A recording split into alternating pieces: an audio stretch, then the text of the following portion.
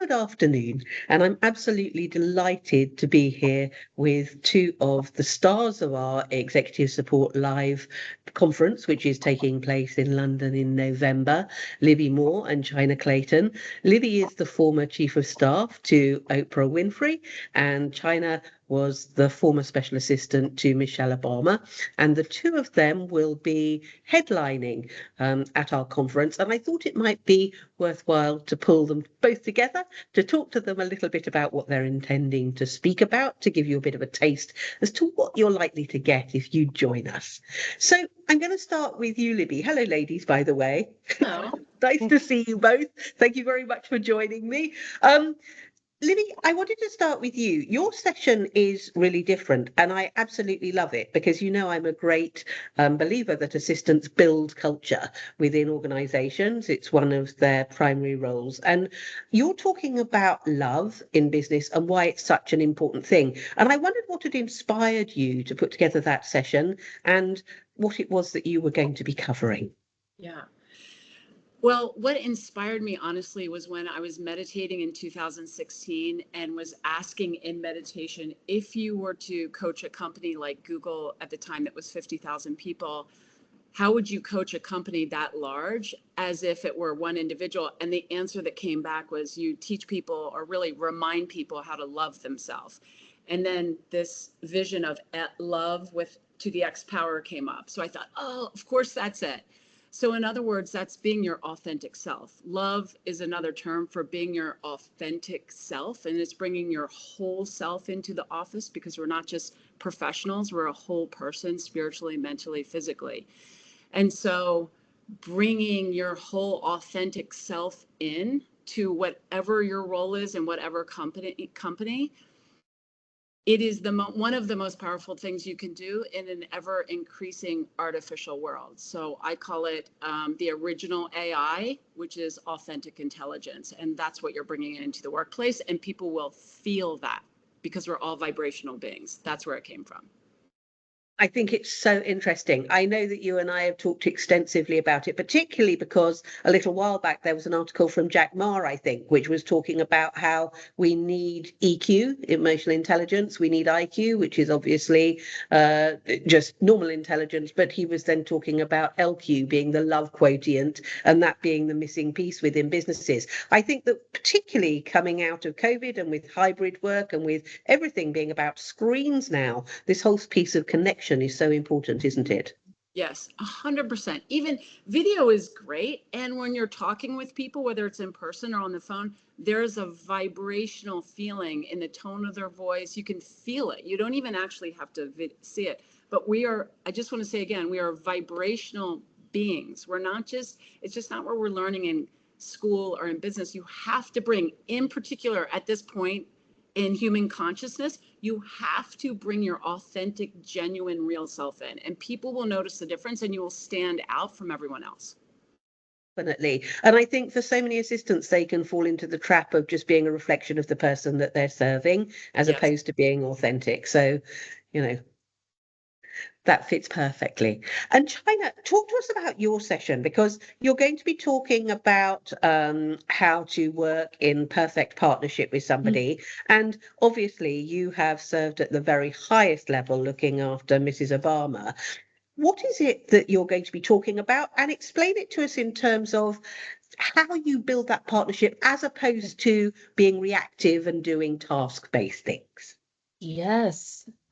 So, with our session, I'm really going to give you a glimpse into my journey to the White House because it was quite unlikely, and the driving force behind it. You'll understand what it feels like to work in such a high pressure situation as the White House environment. And what excellence looks like for an assistant operating within that. When the stakes are so high.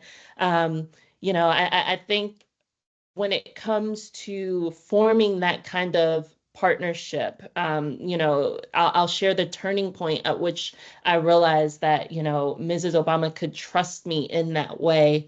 Part of what's so vital to forming that relationship is spending time with your executive, getting to really know them in the context of who they are and what has made them, the things, the story behind the person. And I think once you start to understand that, the way they make decisions, the way they process things by observation, by conversation, it really allows you to kind of do this particular role, to a level that is just unmatched.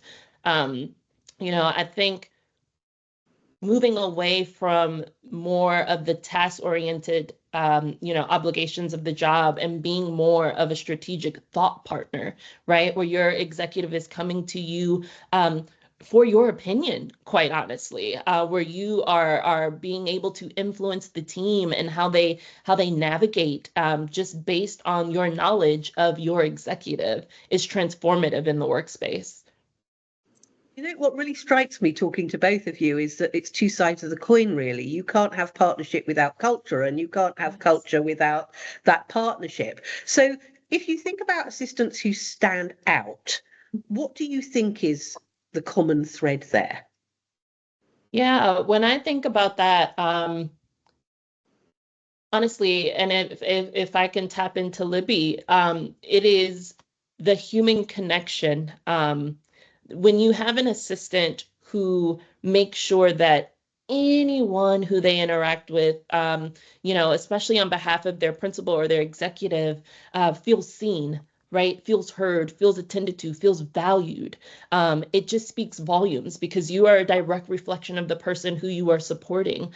And so, being able to maintain that human connection, even if if it's in the form of an email, but you're making sure that instead of getting straight to the point of, what you need from the individual, you're checking in on them. How are you? Following up on a conversation, maybe if it left off and they were getting ready to take their kid to school, how'd that experience go, right? Because once you build that connection, it really allows people to see you in a different light and to feel, to really feel you. And I think that is what is so needed, and that is what's so necessary. And those are kind of the things that are being lost as we move, further and further away from true, human to human interaction.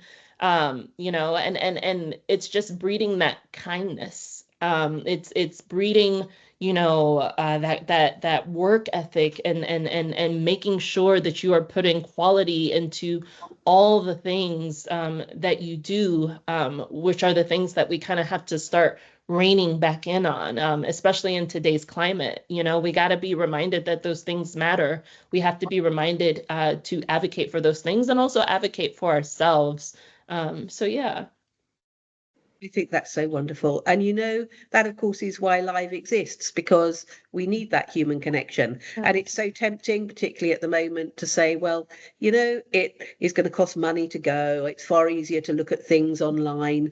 But we're talking about 100 to 150 of the top assistants in the world coming together for that human interaction, to share stories, to share best practice, actually just to be seen amongst each other. So often people tell me that they come to Live and they find their tribe. So for me, I'm hugely excited. You've both just given us a real great flavour as to what you're going to be giving us in November, and I couldn't be more excited to see you both there. So thank you so much for talking to me this afternoon, however briefly. I very much look forward to seeing you in November in London. And to those of you out there that have just watched, I really, really hope that we get to see you there too.